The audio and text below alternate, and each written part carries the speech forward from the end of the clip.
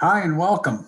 I'm NPR Illinois General Manager Randy Eccles, and we're really happy to have you here tonight for this, I believe, 2021's Culminating event. We're really looking forward to getting to meet the authors tonight, and we will hear many excellent essays.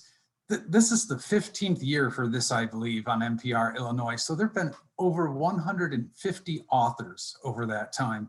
And just about now, some of the first authors are hitting their mid-30s. So we hope they still believe what they believed. And we really want to thank the folks who have supported this, I believe, on NPR Illinois through the years. That includes the Rotary Club of Springfield Sunrise. They've been a partner all the way through and do a great job of making the students feel welcome throughout the year when we've been able to meet in person. And this year, we're trying this unique remote version. Also, I'd like to thank KEB, BLH, the SJR, and Marine Bank for their support. And just reminding you that NPR Illinois' mission is to explain Illinois. We are here as both a cultural entertainment service and a news service to provide you with information that helps you make decisions in democracy. So we appreciate you listening. You can find all of this, I believe, essays at nprillinois.org, plus lots of news. So we appreciate you visiting there when you have a chance. And more than anything, I want to make sure that I thank Bee Bonner, and she's done a tremendous job organizing this, and also the staff at both NPR Illinois and at the University of Illinois Springfield. So we will turn over to Bee to get the program started. Thank you for attending. Good evening, and welcome to the This I Believe essay program Culminating Event 2021. My name is Bee Bonner, and I am the Community Voices Editor at NPR Illinois. I just want to thank all of you all for joining us this evening as we celebrate all the essayists on their hard work writing about what they indeed believe. Now, before we jump in, I would like to give a little bit of information about the program. This, I believe, started as a radio show, and it was hosted by Edward K. Moreau back in 1951. The radio show provided a chance for contributors to write about what they believe and hold near and dear to their hearts. And since 2007, NPR Illinois has adopted the program. Also, since 2007, we've had some great partners. The Rotary Club of Springfield Sunrise has been a tremendous partner as we continue to get essayists every year telling us what they believe. The State Journal Register also is a partner to this program. They are able to print the essays in their newspaper, and this year, they were even able to place them on their online website.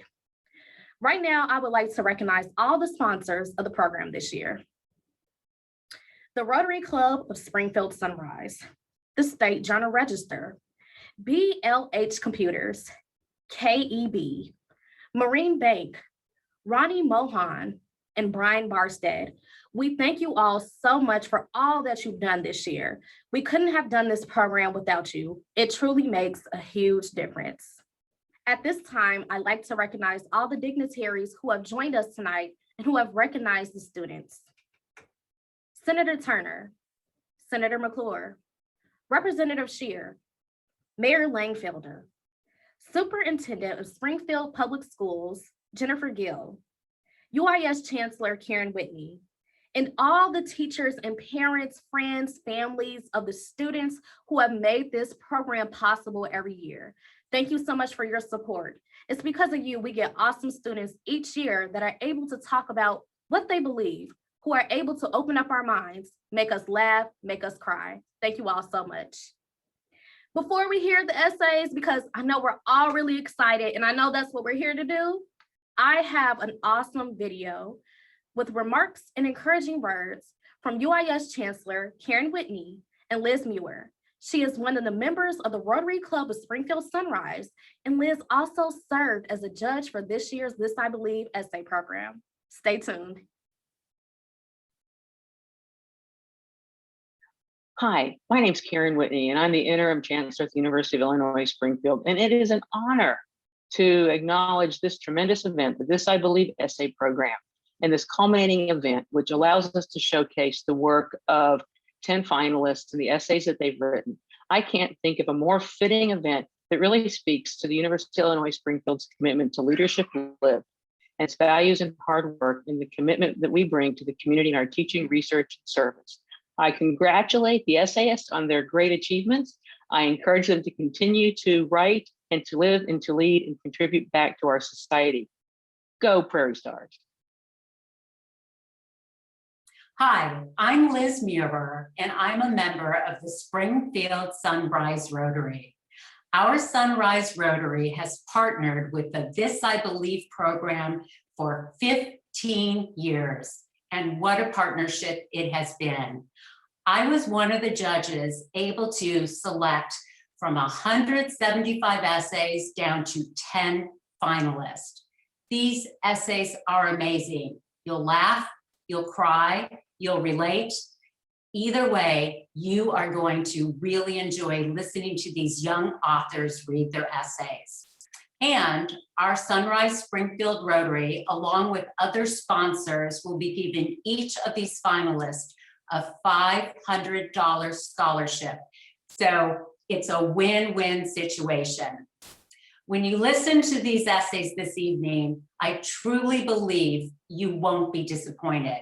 And this, I believe.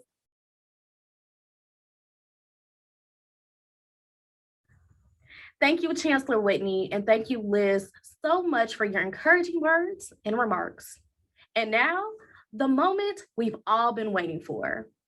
Next, we hear the essays from this year's This I Believe essay program, 2021.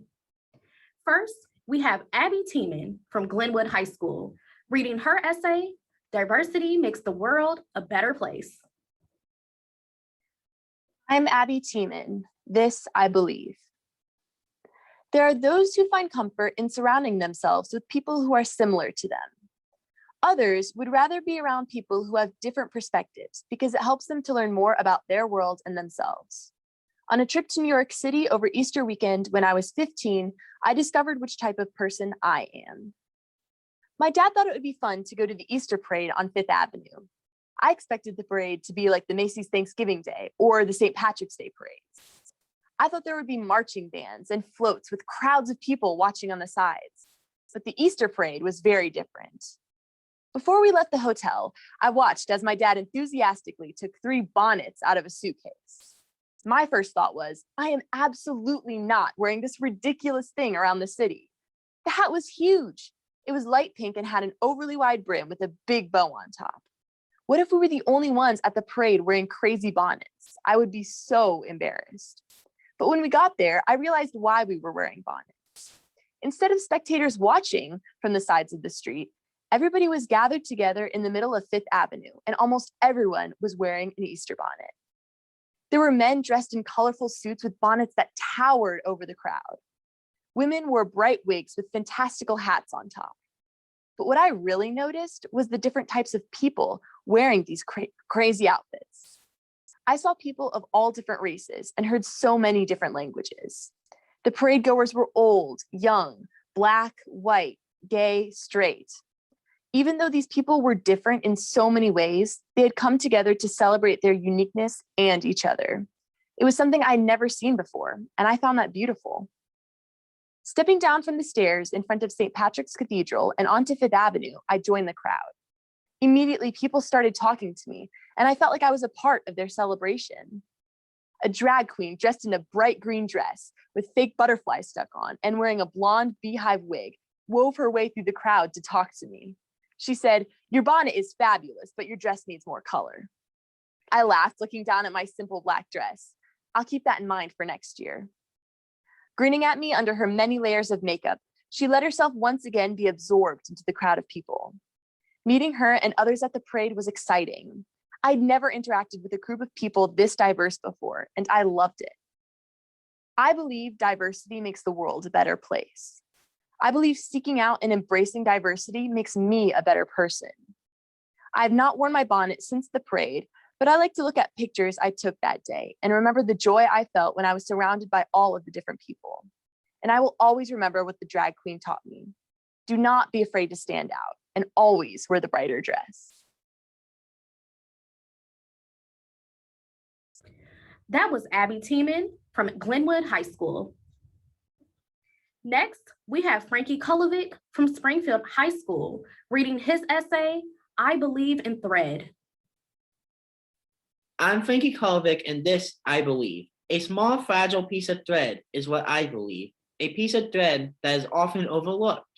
I believe in a piece of thread that has been intertwined in my life for a multitude of years, from using it in my kindergarten art class to using it to hang a German project my sophomore year of high school, from stitching on my very first merit badge on my SAS to stitching my Eagle Scout badge on my Scout uniform. I deeply understand the importance of a simple, thin piece of thread in my life. It was not until recently that I understood the importance of thread in my life. In the blink of an eye, my whole life changed. The whole world changed. In-person school was switched to online classes. I was live streaming a church with empty seats. I couldn't see any of my friends, and I found myself trapped inside four walls. The four walls I once called home magically turned into a pseudo prison. Yet, the thread was still there. I remember the first time since the pandemic that I was able to attend a youth group. A physical thread appeared. As we passed a thin piece of blue thread, we were told to say our hopes and goals. By the time the thread made it around the circle, one could see the thread pulled tightly, touching everyone present. We were reminded that we are all in life together by holding on to a single piece of thread, that we do not need a rope to be connected. A single thread can do that. I am reminded of a phrase, holding on by a thread, as I write this essay. I always thought the phrase referenced when one's life is falling apart and he or she is alone, barely holding on. However, I stand mistaken. I believe the statement means that we are all in this together. Even when life seems fragile, the piece of thread being held on to will never break. Thread is a source of understanding for my life. I understand that every decision I make, I know that I am not alone, as I will be holding on by a thread. I believe in a fragile piece of thread to influence my decisions when I face problems and many unknowns. I believe in a simple piece of thread to be a metaphor of life. I believe in a piece of thread that is holding me together. That was Frankie Kulovic from Springfield High School. Next, we have Haley Smith from Pittsfield High School reading her essay, Music is Stronger than MS. My name is Haley Smith, and this I believe. When my grandmother was diagnosed with multiple sclerosis, it completely changed her life. She lived in fear of when she may forget who she was, but more importantly, who she loved. In 2016, my grandfather had a stroke, which sped up the time frame of my grandma's memory loss. My mother did her best to keep my grandparents both out of nursing homes and hospitals, but eventually it became inevitable, and we had no choice but to put them into nursing homes. I would visit both of my grandparents as often as I could. When they were in town, I visited them every day, and when they were out of town, only a few times a week. It didn't take long for my grandmother to forget who we were and at times who she was. She could not differentiate between fantasy and reality. There were moments when I held a baby doll as grandma told me that it was her child and that he really seemed to love me. There were also moments when she would explain how she remembered singing the Carpenters with me after she picked me up from school. Every moment was clicking between the real truth and her truth. Although she didn't always know me, there was one thing that she never forgot: music. If she ever began to get worked up or upset because she couldn't remember something or couldn't form her words correctly, I would sing one of the songs that we used to sing together when I was young. After getting a few words into the song, she would join in, not missing a single word or beat. My favorite song was one of the first that I had learned with her whenever I was young, Sing by the Carpenters. Although further along into her journey of MS, she often couldn't even make a sentence, she could still sing the songs with me. Over 4 years, she fought the worst part of her MS long and hard. It took everything from her mind except for music. And I know that not every person who is diagnosed is as lucky as she was, that some people got everything they ever knew taken from them, which makes me all the more grateful that my grandma got to keep our one thing. In October of 2019, my grandma passed away. I felt like I had lost my grandmother for the second time in a way. I often listen to those songs that she and I used to sing together from when I was 7 up until our last time. On her birthday this past year, I got a tattoo on my forearm in memory of her. It reads the lyrics, "Just Sing," from our favorite Carpenter song. I look at it and remember her strength and her fight against MS, using the one weapon that I believe in the end was much stronger than multiple sclerosis: music.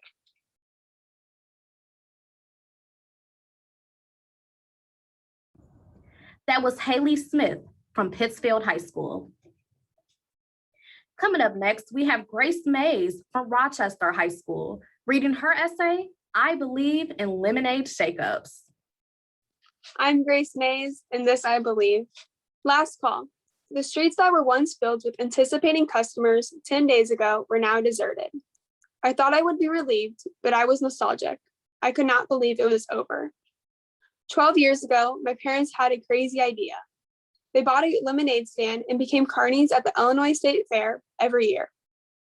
At a young age, me and my other 3 siblings were taught the true value of hard work and what some may call it the carny life.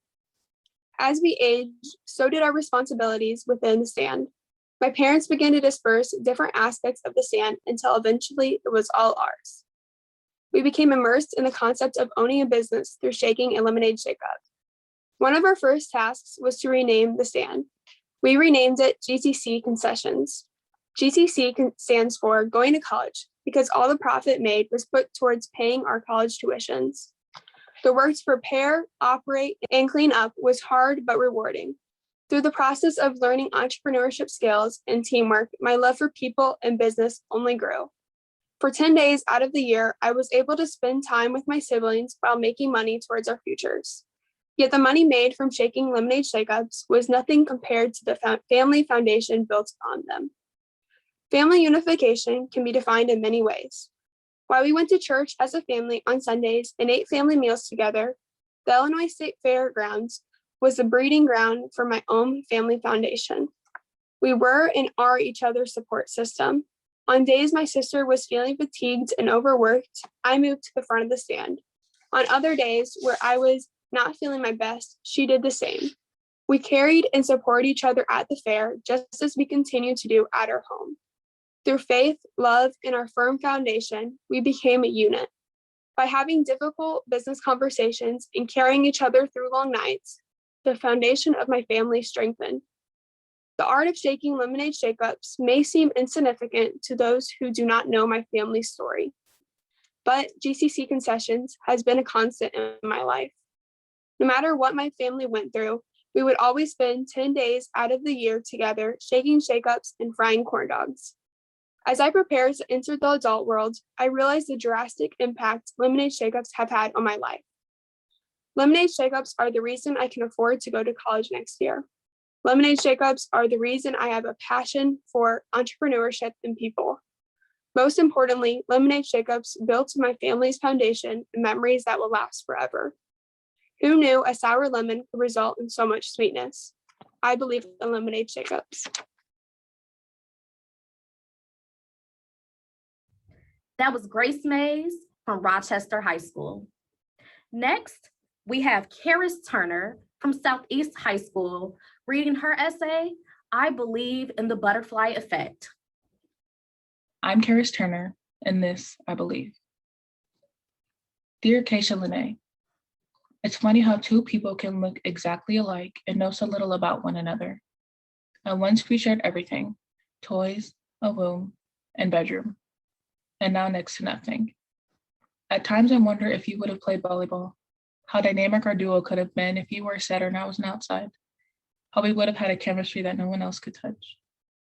Or if we would have stayed up at night watching reruns of The Bachelor, placing our bets for who we believed would walk out with the wedding ring. Or if you would have enjoyed some of the same food combinations as me, like hot Cheetos and cream cheese. Since the day you died, my fate was sealed. I was to work twice as hard to make up for what you couldn't experience. I put in 2 times as many hours on the court. I studied 2 times more. I laughed twice as much, and I loved twice as hard. I felt I always had something to prove. Everything I did, I put my 100% into. The countless all-nighters I pulled to ensure I would ace my test, the numerous injuries I faced from putting too much of myself into practices and workouts. I developed a toxic perfectionist lifestyle, but I had to prove that your death meant something to me, that I didn't take it lightly, to prove that there is a reason why God left me here and not you. In 7th grade, I broke down after science class because I had not only failed the test, but failed you as well. I feared that I had let you down. I was afraid that you thought I forgot about you. My freshman year, I hardly drove with my permit because I was afraid that if I got into an accident, your death would have been for nothing. I could have let the survivor's guilt eat me alive. I could have let the dots drive me insane. But when I once asked, why me, I now ask, who's going to stop me? And although I was too young to form an unforgettable memory of you, I wouldn't be who I am without you. You motivate me in more ways than you could ever know. The butterfly effect says that one event can change the course of everything.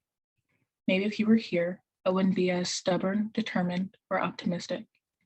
Maybe your death uncovered my potential, which might have been overshadowed by being known as someone's twin sister. Maybe it was an honest mistake. Your death changed the course of the life I was to live. You are my butterfly. This, I believe. Love, the one you left behind.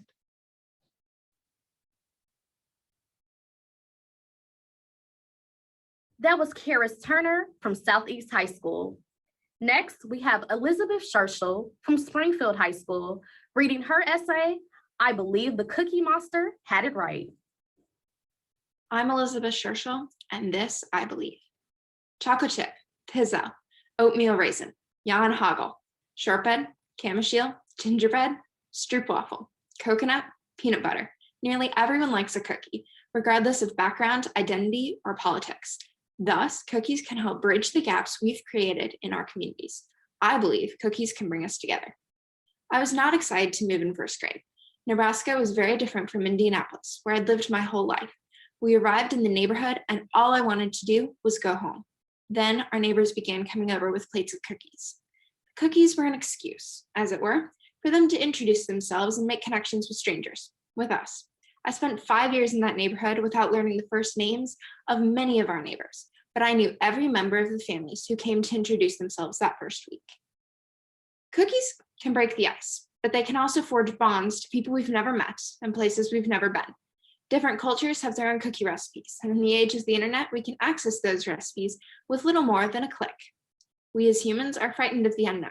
That's why we race up the stairs once we turn off the light. Cookies can make the unknown known, and what more reassuring introduction to a new culture can there be than cookies? Many cookie recipes are also passed down from generation to generation. My grandmother's oatmeal crispy is a recipe her mother made frequently. The recipe uses cheap, bulk ingredients that were easy to come by during the Great Depression. Now I make oatmeal crispies with my mother, connecting us to relatives and hardships 5 generations ago. By sharing a piece of someone's culture or their history, we understand people better. The cookies themselves are a mere conduit, like a bridge from one shore to another.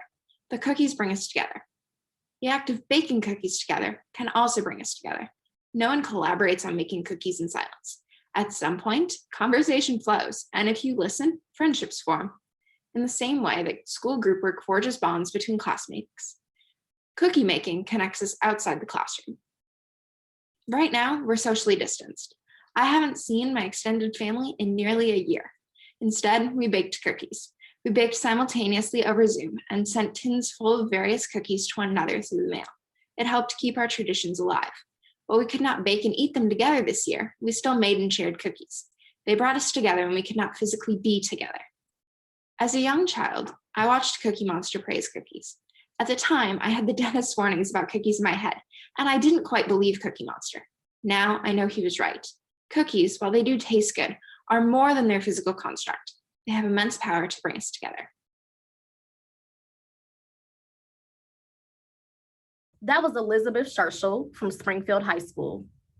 Coming up, we have Hunter Hobbs from Louisiana High School in Missouri, reading his essay, Doing the Right Thing. I'm Hunter Hobbs, and this I believe. I believe in doing the right thing, even when no one is watching. Most people do what is right when they are being watched by their peers or someone of authority. But fewer do so when there's no one there that can hold you accountable. This was made clear when I went to basic training during the summer. The bays that we slept in were our responsibility to maintain. When the drill sergeants were not present, nothing seemed to get done. That was because with no one to hold people accountable, they felt they did not have to clean. I decided to take it upon myself to do what was right, even though there were no superiors in the room. The bays housed 60 of us, but no one wanted to do their fair share of cleaning. I knew that I'm not getting any help, and I would be the only person doing what we're supposed to be doing, but I still picked up the broom. For the next 3 hours, I slept and mopped the bay floor while everyone else relaxed against their lockers. It took a couple of days for everyone else to decide to help too. Pretty soon, almost everyone was cleaning, and it took a lot less time to make the bay spotless, even though it was never clean enough for the drill sergeants. Doing the right thing, even when no one else would, helped change people around me in a positive way. It made them realize that they should be doing what was right as well. This demonstrates the power people have on others. If you lead by example, others will follow. Even when you do not think anyone can see, there's always someone around that is seeing what you do when you think you're alone. It is doing something right when you are alone that truly matters, because that is when your actions speak the most. You should always do what is right, even when nobody's watching, because that's when it matters the most. This, I believe.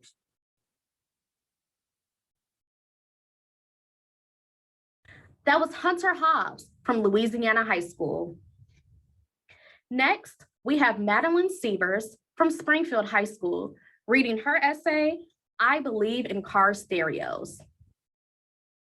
My name is Madeline Sievers, and this I believe. I believe in car stereos. The stereo may be seen as a flashy accessory for an otherwise necessary means of transportation. But I believe a car stereo is the most important feature of a car. It is the heart of all socialization. Whether a touchscreen or good old-fashioned buttons, this modern music box is something of a magic trick. By amplifying audio signals through the speakers, this machine can create music out of thin air. Although the appliance is far more for just an easy listening. Within each car stereo, there lies a story, a song cue from a long day, a podcast history during a brainstorm, or a phone call from mom. This contraption has an etched memory of late nights of Joni Mitchell after a breakup. The stereo contains a story of a life. I never understood the importance of car stereos until I installed one with my father. We tore apart my old Chevy Cavalier to replace the radio. Without understanding the level of work we would have to instill on this car, we removed the plastic dashboard cover. Because of the vehicle's age, it shattered into pieces immediately. After copious amounts of swearing and days of online researching for a replacement part, my father and I finally found a matching piece. Once we had this, the rest of the installation developed with ease. I often look back on that day whenever I play music through my stereo. I think about the relationship with my father and how we often connect building things together. I wonder how many other connections are made through car stereos. How many high school sweethearts connected through Dion's greatest hits? How many mothers connected to their daughters when they play the same music they once listened to in the 80s? How could something so inanimate feel so many deep human attachments? I cherish the way people form attachments to ordinary objects and the ways in which they associate them with certain emotions. It's fascinating that people across the world, thousands of miles away in a myriad of car models and types, may find a likeness in each other through a simple radio transmission. I believe in the power of car stereos.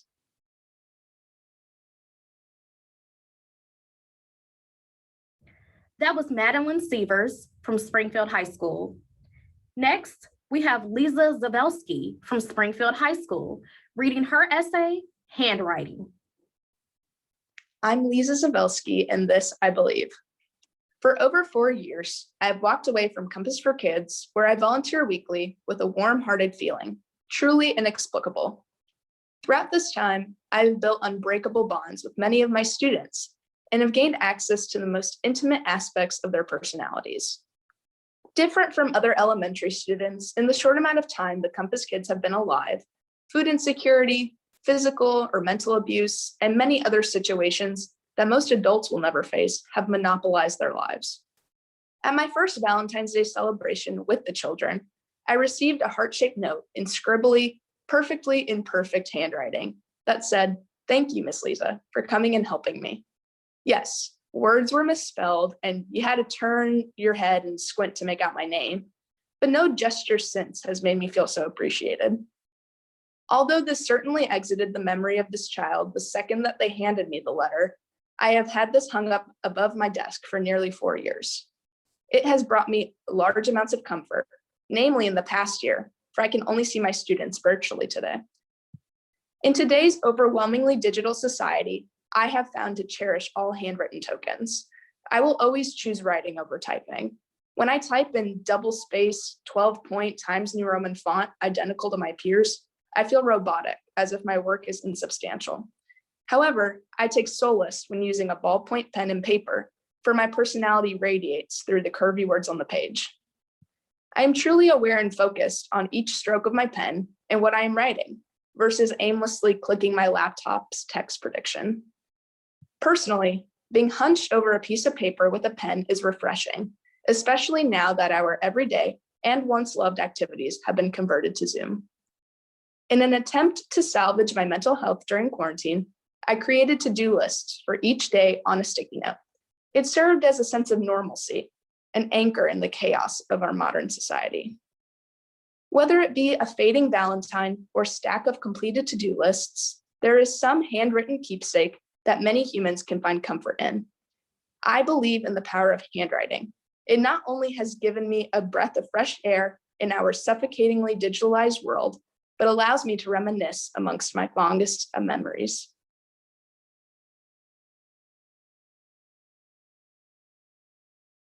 That was Lisa Zawelski from Springfield High School. And last, but certainly not least, we have Fatina Faisal reading her essay, Biryani and Backbiting. I'm Fatina Faisal, and this I believe. If there's anything I've learned in the 17 years that I've been alive, it's that the brown community loves spice. I'm not just talking about the cardamom in your plate of biryani or the cumin in your chicken tikka masala.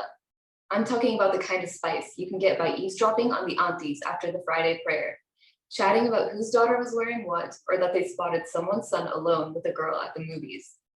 The kind of spice you could fill volumes of tabloid magazines with. Growing up in a predominantly Indian community, we've indirectly had the "what will others think of me" mindset drilled into our heads. It's evident every time my mom tells me to wear gold jewelry to appease my grandmother, or when my dad tells me not to wear certain clothes because I might be perceived as promiscuous. One wrong move and it's over. Our honor is a fragile and precious thing that we choose to keep in the hands of a careless community. To put it simply, it sucks to have people judge us for our every move, even though they know nothing about us. But if that's the case, why do we keep doing the same thing to other people? Well, the answer is simple. We backbite about others to make ourselves feel better about our character flaws. While this may make us feel good in the short term, this habit is a double-edged sword. Gossiping fosters a sort of mindset that says, yeah, I messed up, but at least I'm not as bad as them. This mentality, in turn, leads to complacency, which can inhibit our growth as a person. And just to be clear, this isn't just an Indian problem. Just 2 taps away on our phone, there's probably some celebrity getting canceled for something controversial that they said or did years ago. The whole irony of this is the fact that the people who played a part in the canceling have probably said something as, if not more, controversial themselves. The only difference between that celebrity and the general community is the fact that the celebrity committed their misdeed publicly, while we are at the liberty to do those same things in private. It's important to remember that even though some spice can add flavor to your life, too much of it can cause someone to get burned.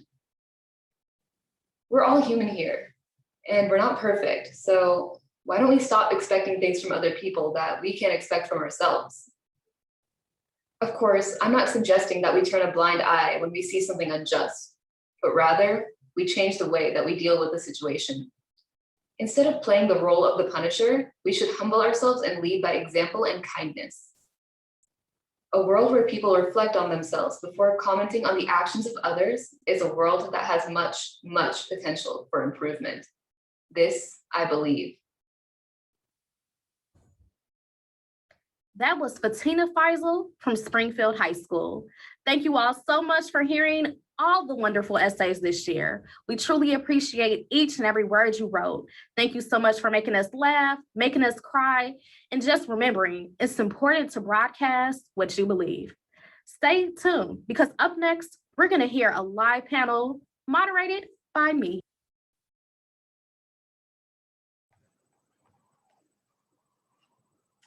Good evening, everyone. I just want to thank everyone so much for joining us tonight as we listen to the This I Believe essays this year. I just want to thank you all for taking a little time to encourage our students. They worked so hard this year, and it's always a joy for me to help coordinate this program. So I want to thank you all for that. And I also want to take a moment just to thank our judges from this year. We always have a good group of judges, and they worked so hard this year to read all 175 essays. It's a big task to take on, but they executed excellent. And we had our noon meeting to choose who would be the 10 essayists for this year. So I just want to thank you again. Some of our judges, I see you out in the audience. Thank you, because it takes a lot of time to do it, but I know all of our students really appreciate what you all have done this year. And now I just want to take some time to introduce you to our panel for tonight. First, we have Stacy Pratt McDermott, a scholarly editor and historian. She is associate editor of the Jane Addams Papers. Stacy holds a PhD in American history from the University of Illinois, Urbana-Champaign. And she raised 2 daughters in Springfield, where she was editor at Papers of Abraham Lincoln for 20 years. An NPR junkie and writer, she has been a longtime fan of the This I Believe essay program. Her daughter, Mackenzie, was a winner in 2012, and it's made her a proud mother to hear her read her essay on the radio. When Mackenzie passed away in 2014 while studying abroad in Spain, the essay became a treasured artifact of Mackenzie's life. It also inspired the Rotary Club of Springfield Sunrise to make an annual contribution to the scholarship in Mackenzie's name at Truman State University, where she was working towards a degree in creative writing and gender studies. Welcome, Stacy. And our next panelist is Gabe Knott. D. Gabriel Knott is a Chicago-based singer, composer, arranger, and teacher of singing. Gabe is a 2018 graduate of Illinois College and is currently pursuing a Master's of Music in Vocal Performance at North Park University.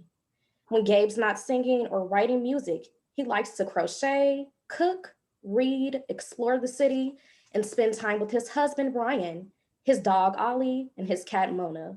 Gabe is a 2014 This I Believe essayist of our program.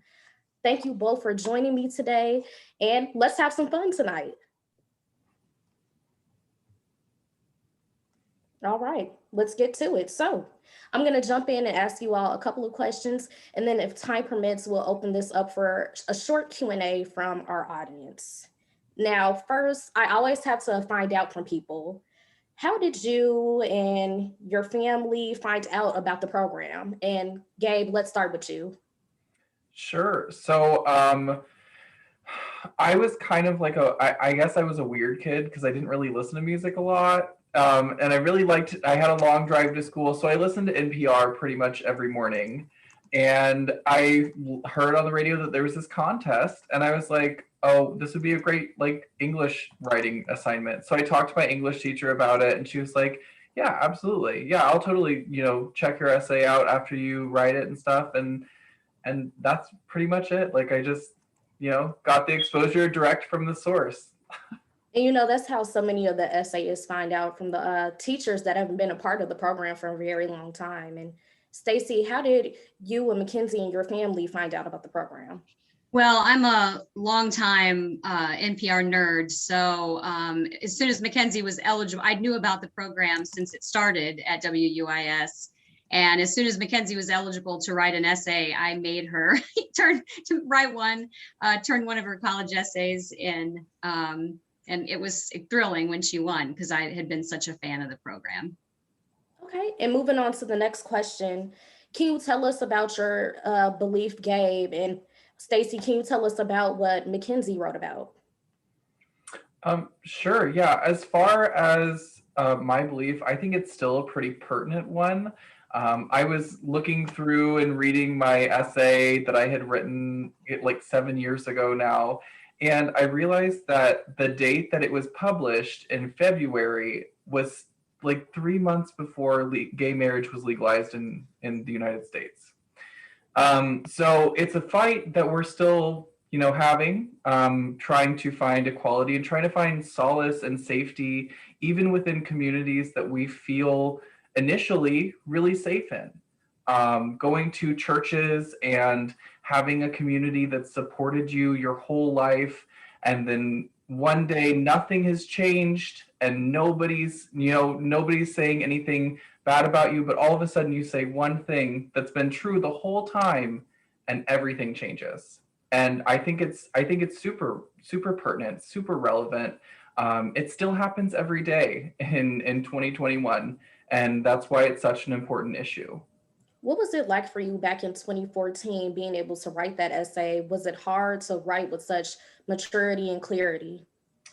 I don't know that it was hard to write at all. I just was writing what I was feeling. At that point, I had been, I felt uncomfortable in the church that I grew up in. So I was trying to find another one. I went to a second church, and I think my second or third Sunday there, it was a sermon preaching against homosexuality and the horrors that gay people bring and all of that sort of thing. And it was just so jarring to see these people who in any other situation want to talk about love and fairness and believing in people and supporting people throughout, but that, who you love is the biggest problem, the biggest sticking point for a lot of people. Thank you for sharing your belief back then and even being able to talk about it now. I think it's important that teenagers and just anyone isn't scared to broadcast what they believe. And I think that's why you being here tonight is so very important for us. Yeah, I'm so glad that I got the opportunity to be here tonight, because for a long time I didn't know anyone else who was gay. In my small town of Jacksonville, I was the only gay person I knew, and I want to, in some way, have this be an availability of someone, some small queer person in rural America who can hear this and feel hopeful, and feel heard and safe. Most definitely. And Stacey, can you talk a little bit about what Mackenzie wrote about in her belief essay? The title of Mackenzie's essay was Anything Boys Can Do. And she wrote about being the first girl to play tackle football in Sangamon County, Illinois. And she wrote about how her identity, her femininity, was not tied to dresses necessarily. And she wasn't a tomboy and she wasn't a girly girl. She was just a girl who loved sports, loved to paint her nails. And she didn't see any incongruity in those two traits. One day she'd wear basketball shorts and the next day she'd wear skinny jeans. So she wrote about how her identity was her own and the interests that she had were her own, and that nobody got to define what was masculine or what was feminine or what was appropriate for a girl or what wasn't appropriate for a girl. And, I think that's definitely still relevant today, maybe more relevant, right? Kids should be able to pursue the interests that are in their hearts. They should be able to do what they want to do, and it shouldn't be defined as a tomboy or too feminine or whatever. All of us have male and female interests and traits, and we're better if we embrace those in ourselves and in each other. And why do you think that society sometimes has such a problem seeing women in different places that normally we haven't seen them before? Oh, B, if we had an answer to that question, we could solve some problems, couldn't we? I think that, certainly it's harder, in some ways it's harder for women, but I also think that men are pigeonholed into particular ideologies about what they should be. One thing is showing emotion. We're all human. We all should be able to show emotion without being embarrassed by that. So it's not just women being told, to stay in a particular place. I just think we should be more fluid about those ideas. And if we could be more fluid about them, I think the world would be a softer place. Absolutely, absolutely. And then moving on to the next question, what has been the impact of the program on your life or your family's life since you wrote your essay or since Mackenzie has written her essay? For me, I would say that the most impactful part of this program was probably going through the process of writing and reading these words over and over and over again, and just affirming for myself that my beliefs were okay, even if I was the only person I knew who believed them. Even if I was the only person that I had ever met in any church I stepped into that believed the same thing I did, saying it out loud, reiterating it, and winning the contest, getting the chance to interface with members of the Rotary Club. I remember people coming up to me afterwards and telling me that it really resonated with them, and it really was a brave thing to do. And I don't think it was a brave thing to do, but it made me feel so welcome that was the opportunity that I got. And Stacy, how about you and your family? Yeah, well, I mean, for our family, Mackenzie having read her essay and us having that recording of her essay, it's precious. I mean, it is absolutely precious. But in a bigger way too, the essay and Mackenzie interacting with the Springfield Rotary Club, that 7 o'clock morning breakfast that she went to crying, oh my God, I have to go somewhere at 7 o'clock in the morning. They remembered her. And her essay and the story that she told.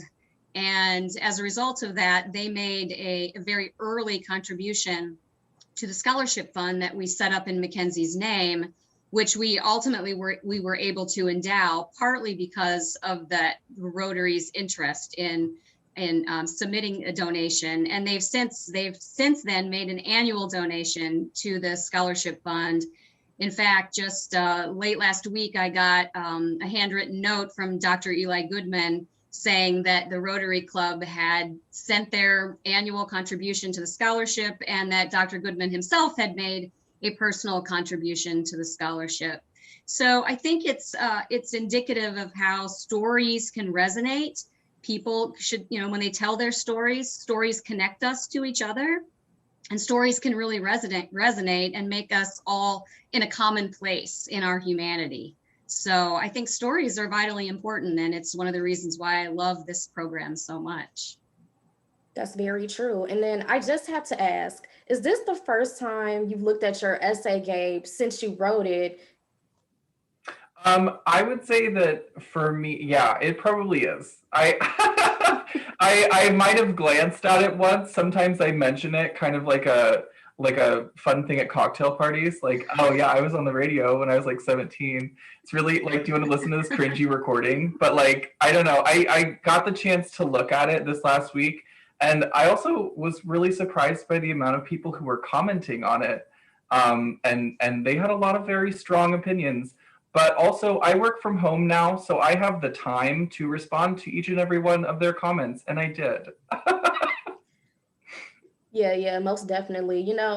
I think we live in such a time and age where people are more open to interacting and sharing, all their opinions and things. And that's okay, but we must remember to be respectful and kind to each other. And I think that's one thing that this program has allowed, a safe place for people to get out their beliefs and opinions, but also to show the world that they can be kind and respectful about getting out what they believe. So again, I just want to thank you both for allowing these essays to be in a safe space that somebody else may be inspired or impacted in a way. And Stacy, I know you've probably looked at the essay just a couple of more times. Is it something you read every year, or do you share it with other people? Well, I have blogged since we lost Mackenzie. I have blogged, and writing is very good therapy for me. So I have looked at it occasionally over the years, for sure. And my mother and my mother-in-law and some of our extended family have gone to the essay.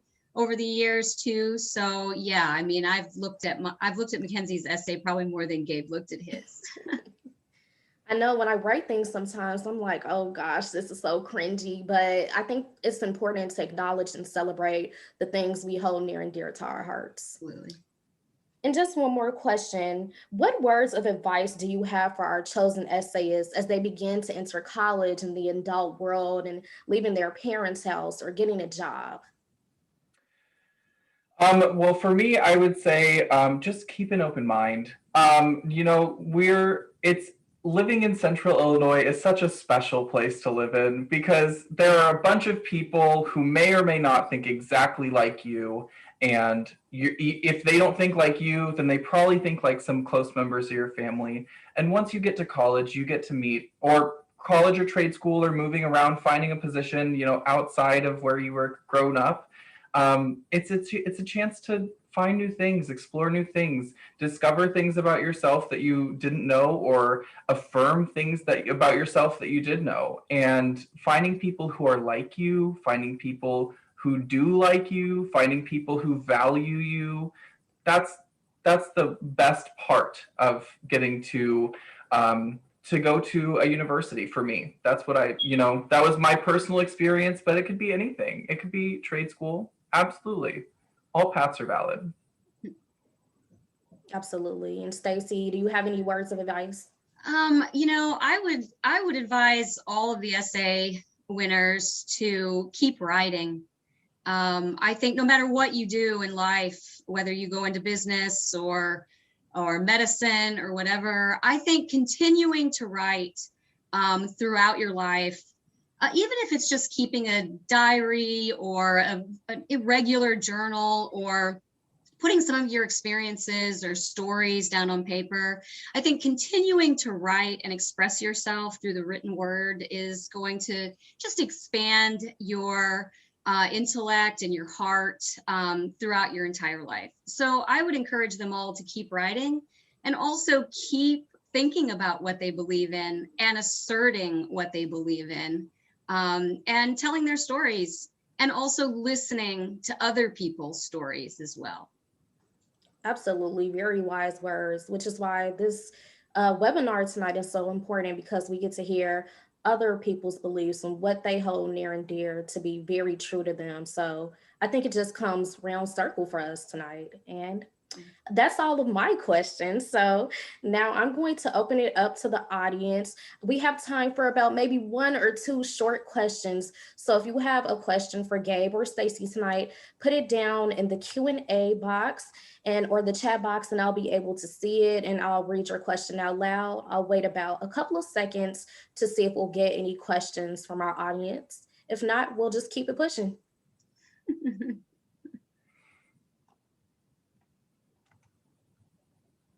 Questions from the audience going once? Going twice? All right, we'll move in. We're gonna move right along. Okay, Gabe and Stacy, thank you so much again for joining us this evening. I really enjoy getting to ask you all these questions and dive a little bit more into the essays. And I just continue to wish you all the best and remember to keep encouraging people to broadcast what they believe all over. Yeah. Thanks, B, for the opportunity. It was great. Yeah, thanks so much for having us. No problem. All right, everybody. Before we go, I have Mayor Langfelder here who wants to share some encouraging words with the essayists and some words with our audience tonight. So Mayor Langfelder, if you're ready, you can begin. Well, thank you, B, for having me here, inviting me. I really appreciate it. I was inspired by the essays. Thank you to the sponsors, before I forget that, with especially NPR. They help educate us regardless of our age. And the Rotary, I've been invited to participate in their different sessions, whether it's in the early morning. I could relate to Mackenzie's feelings early in the morning. I'm more of a noon or nighttime person, but they do great work in connecting us all. And then the State Journal Registers and the other sponsors. But really, I really was inspired by the stories and the heartfelt words that the students had shared with us. And I think Stacy McDermott hit it on the head. You know, the power of the written word, lives on forever. And I really appreciate her sharing her words about her daughter, Mackenzie. That's truly inspiring. And it just shows you what she's gone through, what Gabe's gone through, and what each student shared with us tonight. It came from the heart, and it really showed us what I believe in is our future. And it's really our youth, our young people, and each one of us challenging each other to become better. And how do we do that? Through the written word, through listening and understanding one another. And one life lesson I will share with you, I went to Sangamon State University, and now it's UIS, of course, but the individual teacher had told us way back then, that was before we had the cell phones, right? They said the power of the ability to communicate through the written word and verbally communicate with one another will take you places that you will never be able to reach otherwise. So I encourage everybody to continue that path of the written word, especially in the social media stage, the written word, and as well as verbally communicating with one another, listening to one another, understanding one another, and we will become stronger, and our future is definitely bright, and that's what I believe in. And you've really shown that tonight. So thank you for sharing your experiences with us. Thank you, Mayor, so much for those words. And thank you again for joining us tonight. I think we all have gotten something out of this program and just listening to the wonderful essays. So again, thank you. Thank you. All right, folks. Well, I'm going to wrap things up. I want to thank you all, the audience. Thank you so much for joining us tonight as we celebrate this year's essayists. I hope everyone gets something, just a little bit of something from each essay that they can talk about tonight with their families, that they can tell their friends and family about. Continue to talk about this program all year. Continue to encourage other high school students, other students everywhere to listen to these essays, to write down their beliefs, to just don't be scared to really share what's on your heart, because you're going to impact and inspire somebody somewhere, even if it's one person. So if you all want to hear this program again, it will be available. We plan to rebroadcast on Monday during our show, Community Voices at noon. We will be rebroadcasting the audio. You can stream it live from wherever you're at nprillinois.org. Or you know what, y'all know how to find us on the radio, so you can go ahead and do that too. We also should be posting the video and audio on our website. And again, that is at nprillinois.org. Thank you and congrats to all the essayists this year. You all have truly inspired us again. It's the 15th year in the program. We want to bring it to 20 years, 25 years, 30 years, 100 years. So you all won't be the last people to inspire us, but we do thank you for the words you shared with us this year. I want to tell everybody to have a wonderful evening, and this, I believe. Thank you, everyone.